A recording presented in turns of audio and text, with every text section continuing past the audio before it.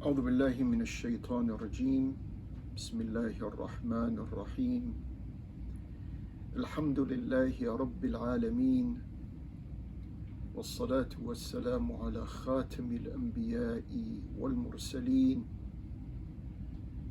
سيدنا ومولانا محمد وعلى آله الطيبين الطاهرين وعلى أصحابه المنتجبين المنتخبين. Dear brothers, dear sisters, Assalamu alaikum wa rahmatullahi ta'ala wa barakatuh. As an introductory note, Alhamdulillah,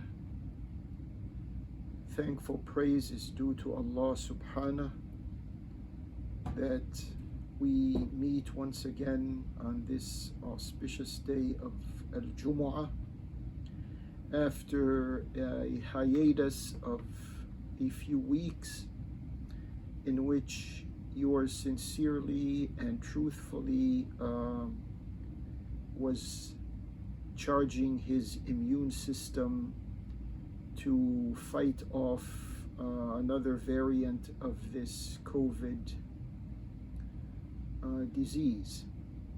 Alhamdulillah, with Allah's help and assistance, this humble person emerged from that health issue successfully, and so we are able, and I hope all of you who are listening or who are watching or both, I hope and pray that you stay safe and secure in your personal selves and in your social surroundings.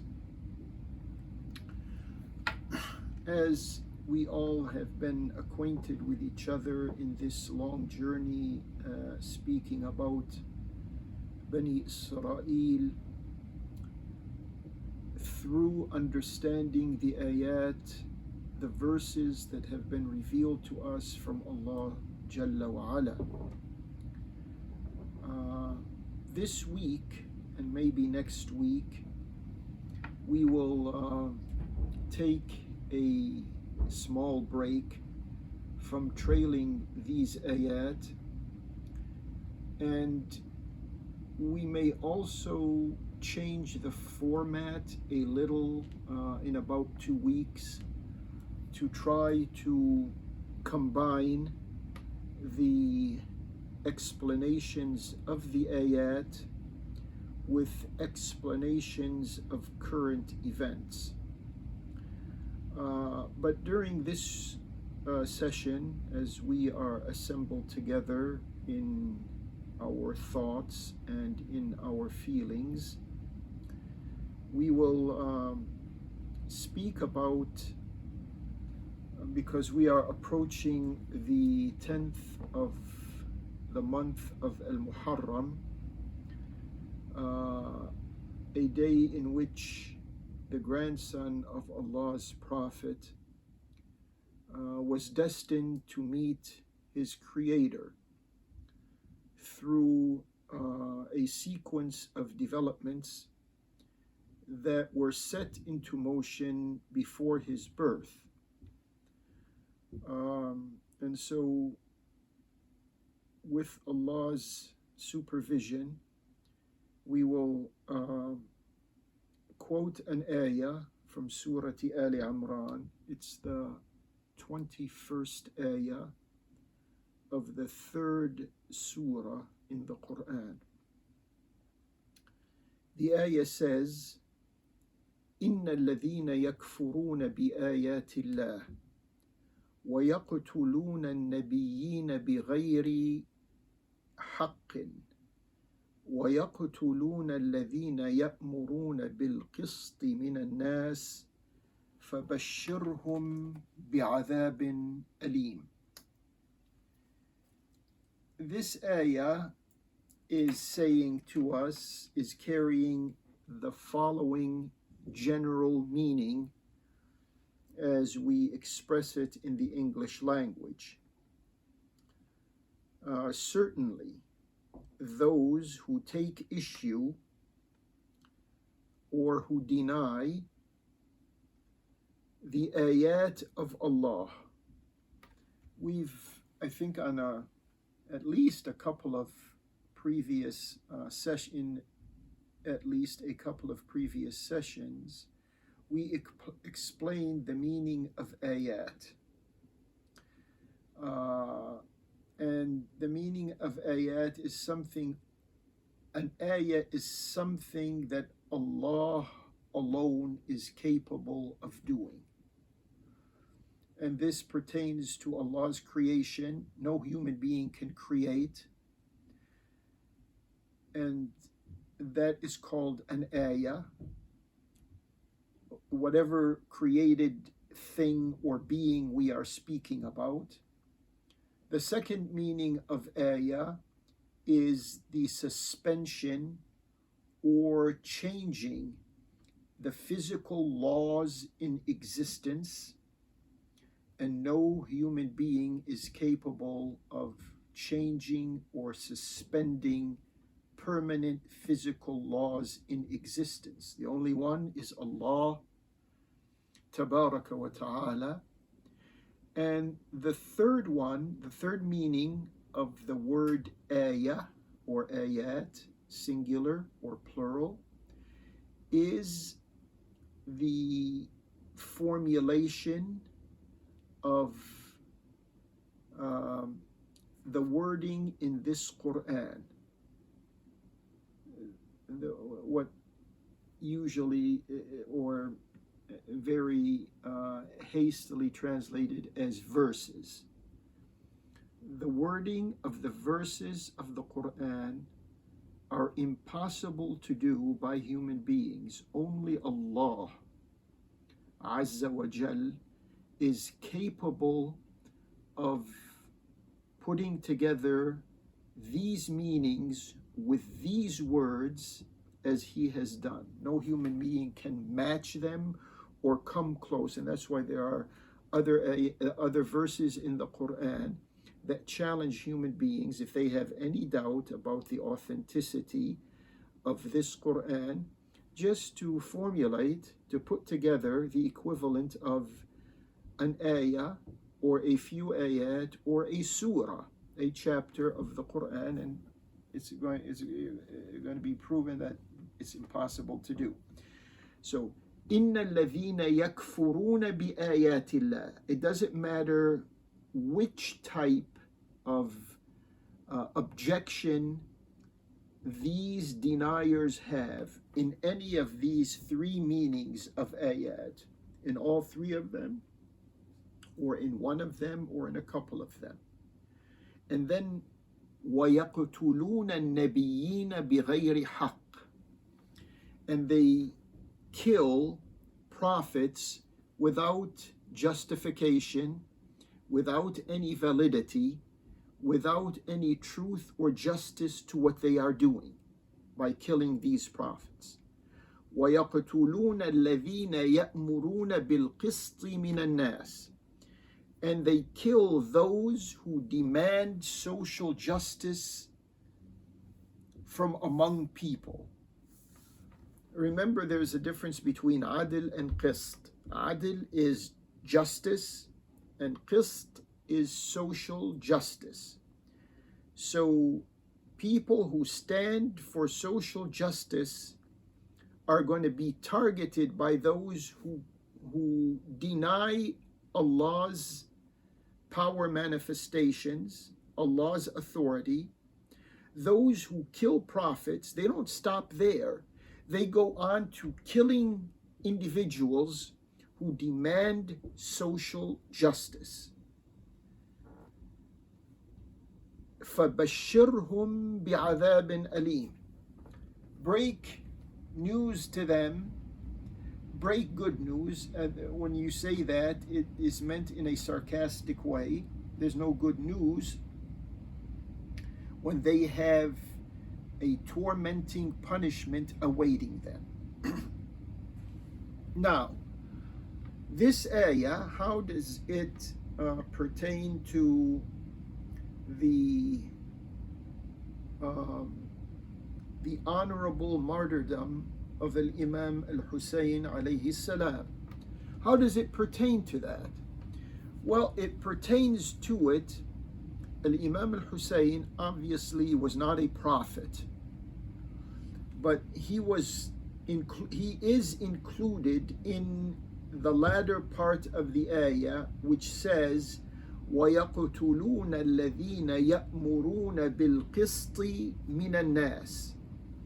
So our attention in this ayah is focused on those who object to Allah's authority and power, and after objecting to Allah's authority and power, they go on to kill prophets, and they go on to kill those who demand social justice in the human family.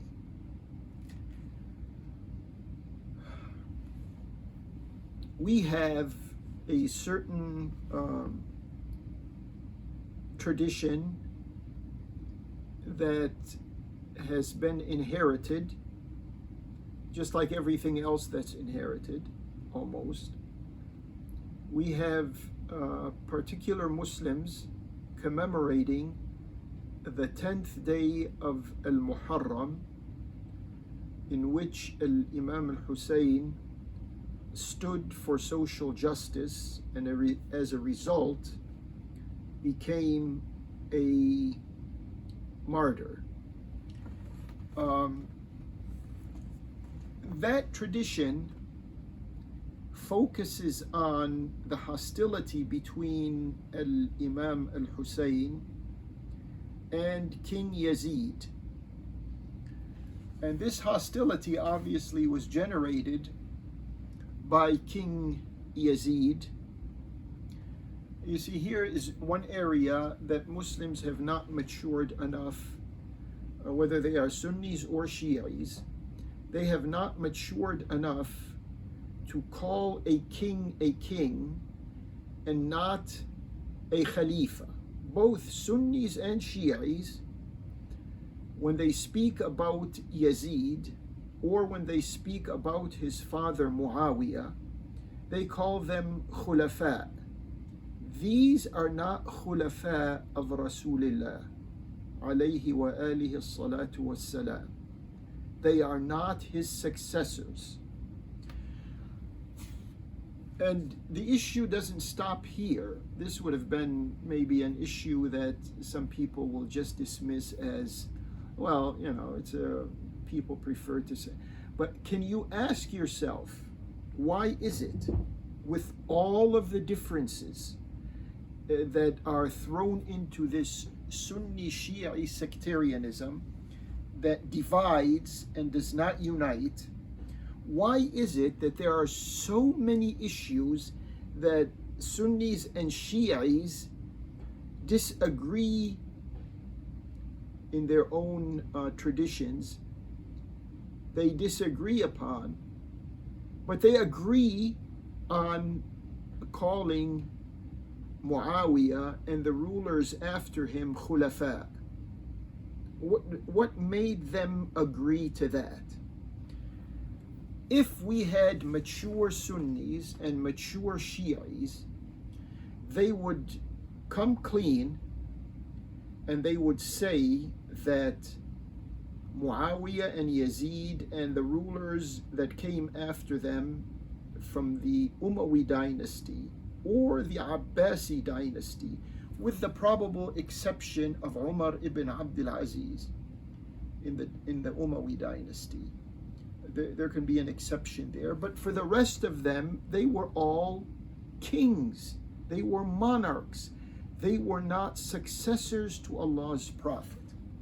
Now, if you know, the problem here is that those who are born and raised in the Sunni tradition, they want to extend the legitimacy of the ruling, the rulers who came after the Prophet, which means Abu Bakr, Umar, and Uthman. They want to extend that legitimacy to Bani Umayyah and Bani al-Abbas, which I hope the time will come when they can recognize that that is a mistake. These were not rulers who honored Allah and His Prophet as Allah and His Prophet should be honored. And the same type of mistake is committed on the other side of the coin when the Shi'is want to extend the illegitimacy of the Umayyas and rulers. They want to extend it backwards and say that Abu Bakr, Umar, and Uthman were illegitimate rulers. You see where both of them, because of their brainwashing, if you want to put it that way, they've been brainwashed historically and traditionally in such a way that they can't see they can't differentiate between who is legitimate and who is illegitimate. And Imam Ali was a very probably the only reference point in all of this. He did not fight against Abu Bakr, Umar, and Uthman, even though he could recognize that some of their decisions were not the best decisions. But he didn't take issue with them and carry arms against them and say that they were illegitimate rulers. But when it came to Muawiyah and Yazid, then the issue now changed, because now we had individuals who were power hungry and wanted to rule as monarchs and autocrats, throwing a shura to the wind and disregarding the example that was set by the immediate successors to Allah's Prophet. And what concerns me even more in this regard is the fact that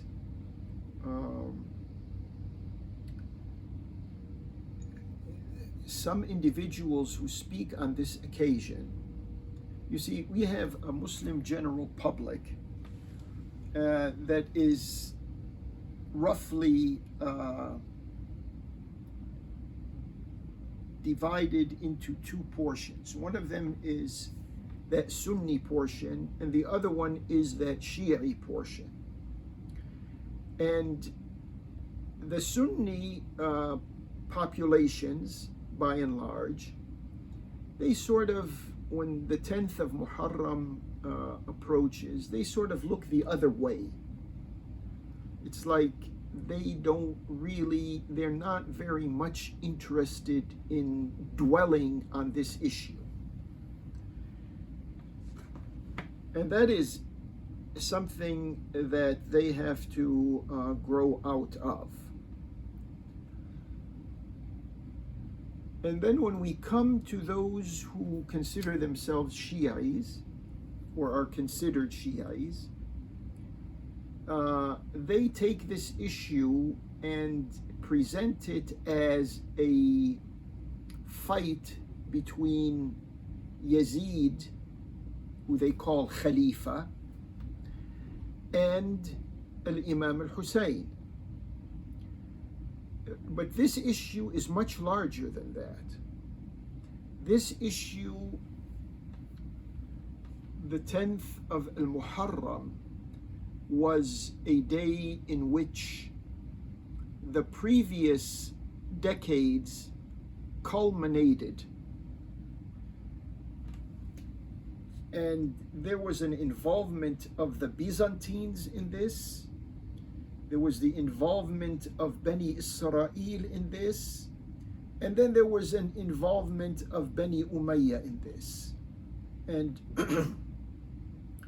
all of the population centers that these three culprits controlled.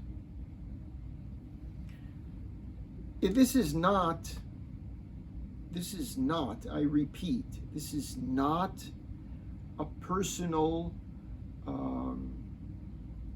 conflict between two individuals, Yazid and Imam al-Hussein. This is not between two individuals. This is between Imam al-Hussein, alayhi salam, who stood for the rule of Allah and His Prophet, and the three successors that followed Allah's Prophet, with the imperfections that they had, because they were not illegitimate.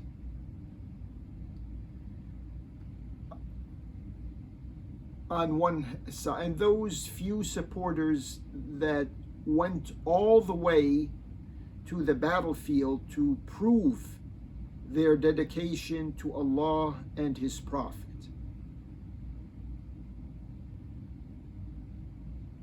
But on the other side, Yazid was not by himself, and Bani Umayyah were not by themselves. They were supported by the forces that were defeated in the Arabian Peninsula and outside of the Arabian Peninsula. The mushriks who were defeated in the Arabian Peninsula did not all of a sudden disappear. Some of them became committed Muslims, and they are not many. Some of them became nominal Muslims, and they are many.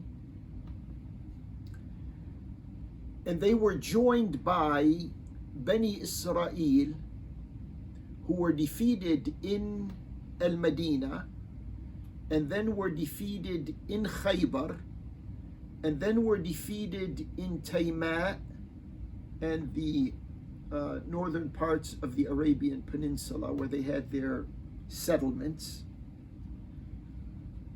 And Yazid was also joined by the Byzantines, who were defeated in what is called the Levant, Bilad al-Sham.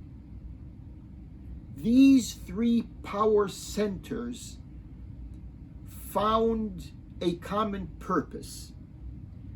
They could not, in the years of the Prophet, they could not defeat Allah's Prophet. After Allah's Prophet, may Allah's peace and blessings be upon him and his, came the time of the successors to Allah's Prophet, Abu Bakr, Umar, Uthman, and Ali. And they could not defeat these legitimate rulers of the Muslims. So they wait. What do you think when these three elements were defeated?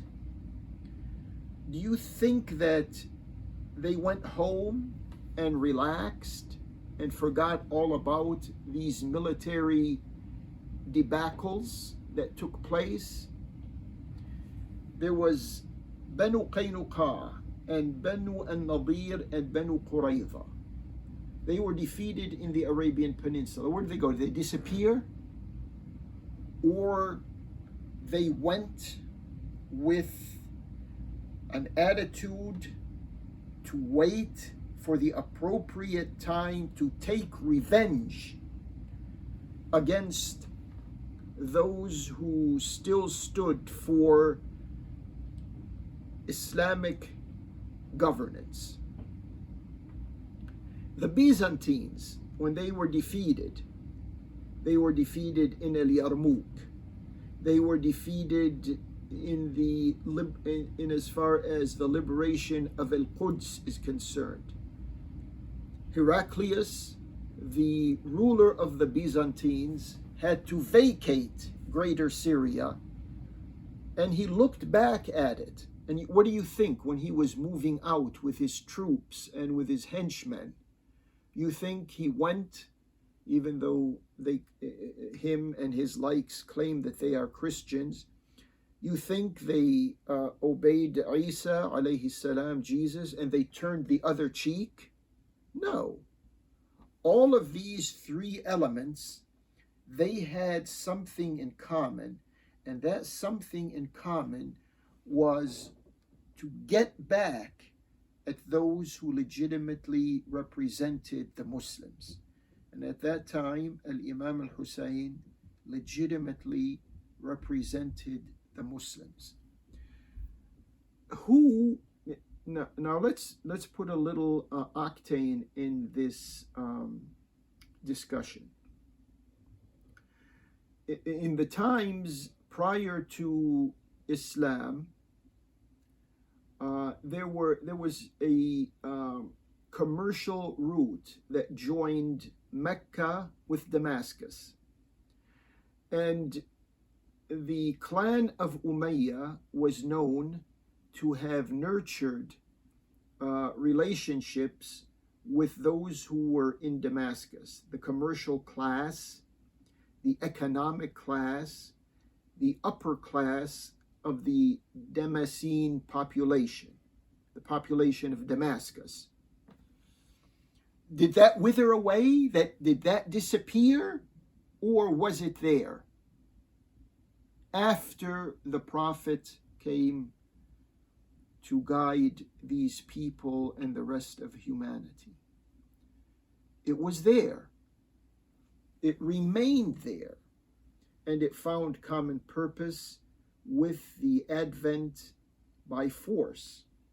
There was a power grab by Bani Umayyah of Islamic legitimate governance. The Yahud, Bani Israel, who vacated the Arabian Peninsula because their treachery towards Islamic authority in Al-Medina. Did they just disappear? Or they had their clout within the Byzantine superpower at that time? If people cannot understand history in these developmental chapters that we are referring to, take a look at today's real world. Do you see that there's parallels between what happened at that time and what is happening today? There's an Islamic governance in Iran with the imperfections that may be pointed out to that Islamic governance, equivalent to the imperfections in the successive years of our Prophet. May Allah's peace and blessings be upon him. But still a legitimate government. And then all of a sudden, we have the immediate enemies who went to war against this Islamic self-determination. The first phase of this war was represented by the Arab nationalists in Baghdad. The second phase of that war continues now with the Neo-Umayyas, the Saudi dynasty. This is the second phase of that war. Now, when we look at, I want especially those who consider themselves Shi'is, I want them to take a close look at today's world. Do you see any relationship between Bani Saud and the Zionists and the imperialists of today? Are they isolated from each other?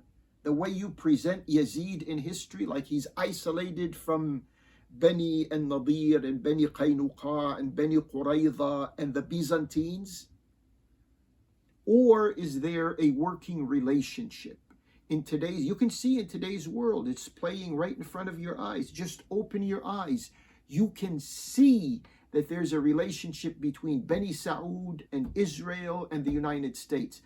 Why can't you see that there was a relationship between Yazid and the Byzantines and the Israelis who were working through the Byzantines, just like the Israelis are working through the United States today? This is a mature understanding of history and a mature understanding of current events.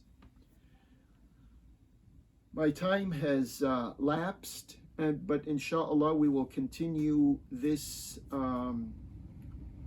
discussion next week with Allah's help and with His guidance.